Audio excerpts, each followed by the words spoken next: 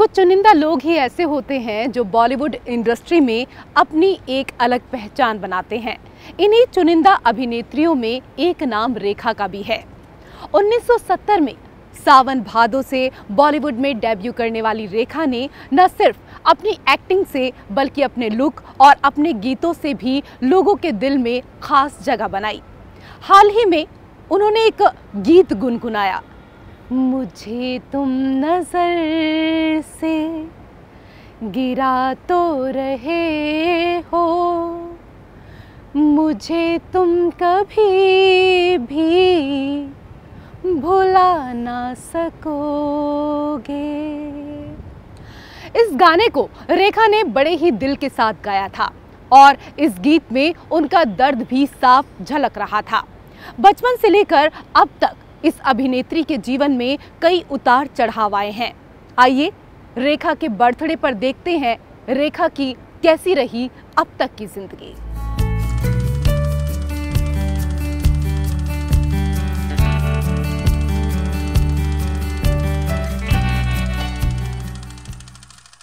दस अक्टूबर 1954 को एक दक्षिण भारतीय परिवार में जन्मे रेखा ने अपने करियर की शुरुआत एक बाल कलाकार के रूप में की थी।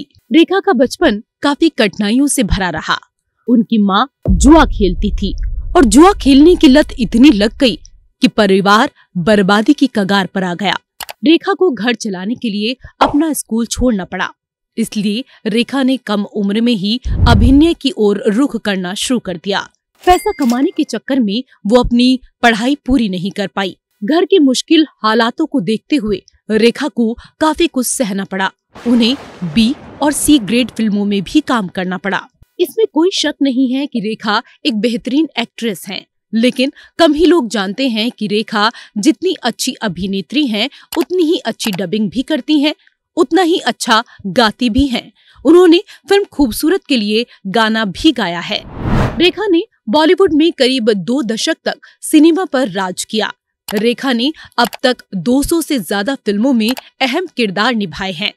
70 और 80 के दशक में टॉप एक्ट्रेस में शुमार रही रेखा अपने करियर से ज्यादा निजी जिंदगी को लेकर सुर्खियों में रही। अमिताभ बच्चन के साथ उनके प्यार के चर्चे आज भी फिल्मी गलियारों में सुनाई देते हैं।